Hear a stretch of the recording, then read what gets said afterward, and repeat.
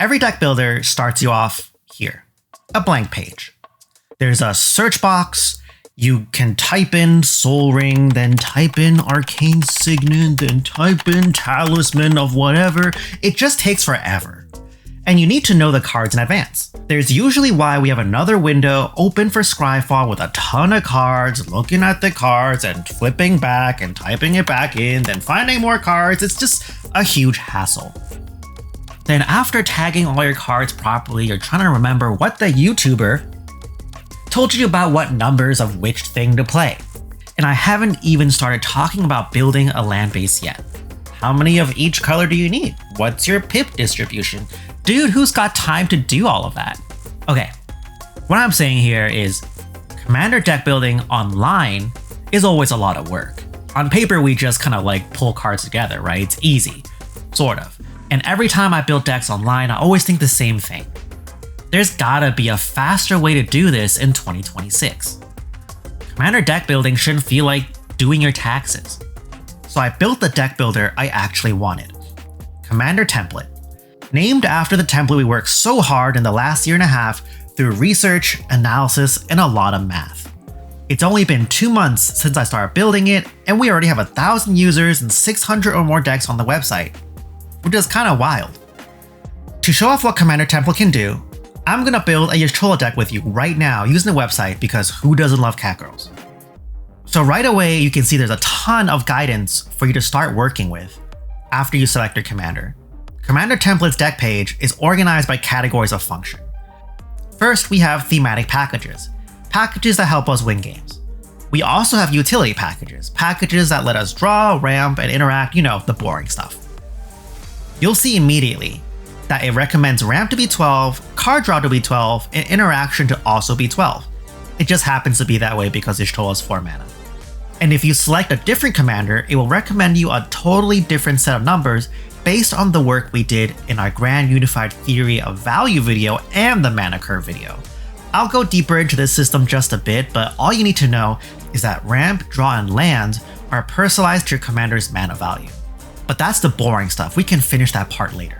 Deck building should be focused on flavor and theme and doing the thing, so let's pick cards to do the thing. Looking at the theme section, it automatically recommends themes for your commander based on the commander you selected. It's a way to inspire you to start brewing. For experienced designers out there, you probably had an idea in mind, but for newer deck designers, this is a good way for you to get something started on the deck list and figure out what themes you might want. You can also go off script, off-road, and add any of these common themes right here. So if you want a Goblin Y'shtola deck, you totally can do that. Or you can write your own custom themes too, like, Cat Wives. For Y'shtola, I'm gonna start with Spellslinger. And as you can see, after I selected Spellslinger, it then recommended further themes like Wizards or Storm that often goes with Spellslinger. Now that we have these packages selected, here's one of the best parts of the site. When you add cards within these packages, it automatically searches Scryfall for cards of your commander's color identity or that theme. So here you can see for Spellslinger, I have a page of classic Spellslinger cards within Esper color identity that I'll add 8 of. But for the weirdos out there, you can imagine how cool it'd be to do something like this for a Celestia deck, select Spellslinger, and get inspiration that way. I can always expand the filters on the side to filter for something specifically, like Planeswalker Spellslinger cards like Professor Onyx. This way we can stay within our deck building experience instead of jumping back and forth across 100 windows. You probably still do it, but this makes it a little easier. You can kind of see where this is going. Using cube theory, we can quickly draft up some themes of 8 cards per package of what our deck wants to do, but before we get too far with it, here's another huge convenience in deck building: building the land base, which is one of the hardest parts to refine for most deck builders. I got 2 videos talking about this, and honestly, while it's a good skill to have, most of you just need to get lands and start tuning. The land base numbers are also curated to your commander's mana value, and Commander Template can automatically populate basics based on the color distribution of spells you have in your deck. So, if my Y'shtola deck has more blue spells, it would lean to have more islands versus plains and swamps. And it will also automatically update as you build and tune your deck and swap cards. And just to make it quick, you can also add common cycles of lands right here in these dropdowns, like fetches, shocks, and bond lands, and more. and the auto land builder will always fill the basics up to the maximum recommended lands. So with just a few clicks, our land base is done. No other deck builder does this, not that I know of. And dude, I'm not going back, alright? As you can imagine, ramp card draw interaction are all also recommended based on your commander's color identity, with further refinements if you want to find creature-based ramp in your deck, rituals, board wipes, single target removal, so on. So I'll quickly fill out this deck. Getting to 100 is much easier with commander template now, but usually getting to 100 is not actually the hard part. It was the most time-consuming part because we had to type it all out like cave people, but usually the hard part is actually cutting down to 100 from like a 200 card monstrosity. So here, I have a ton of cards I'm interested in, and I don't know where to cut. Now let's turn on one of the best parts of Commander Template, Intelligence Mode. Intelligence Mode takes all the hybrid geometric probability work we do in deciding our numbers, figuring out how many cards will appear on an average opening hand, how many you'll see in a few draws, etc. And it bakes it onto the deck list right here. So after your deck is done, you turn on Intelligence Mode and kind of see your numbers there, and it helps you tune. This is pretty advanced or in-depth for most deck designers, but here's the actually really useful part. One of the most useful features I use is the mana curve chart at the top of the page after Intelligence Mode is enabled.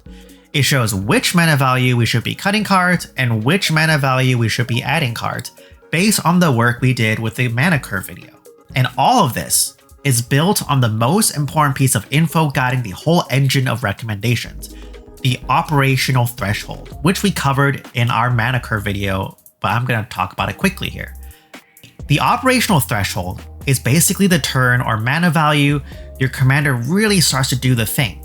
By default, it's always set to your commander's mana value because usually your commander is the enabler to set everything else up.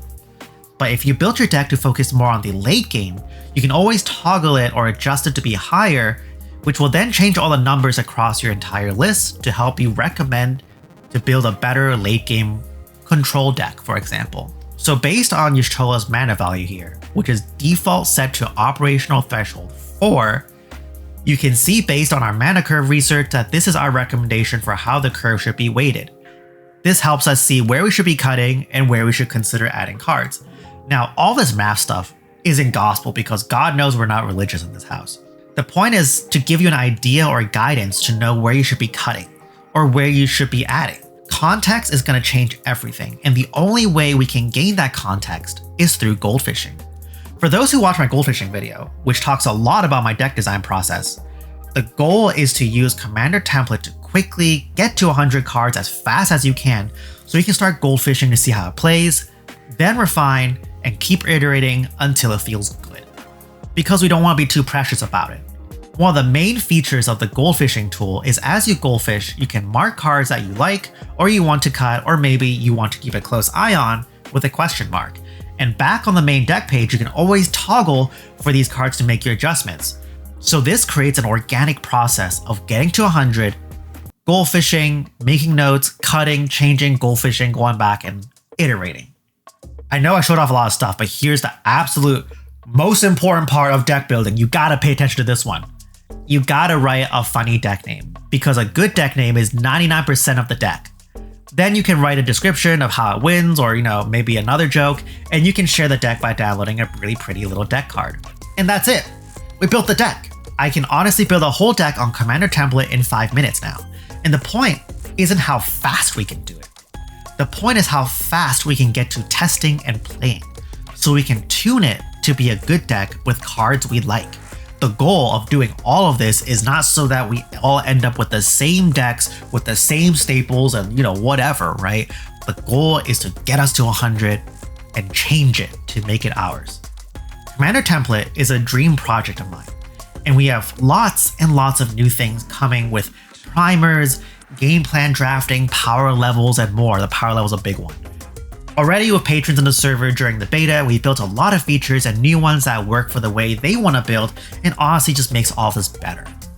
And you might notice in this video, the site basically runs no ads. And it's because we have the unique opportunity to build something for us. So as a solo designer, I do not want to jeopardize the quality of our tool because we all know how bad it feels when we land on a website for us and the top half and the bottom half is ads and the middle part, like all you have is 30% of the page view to actually see or do anything, right? Also, mobile on this thing's pretty sick.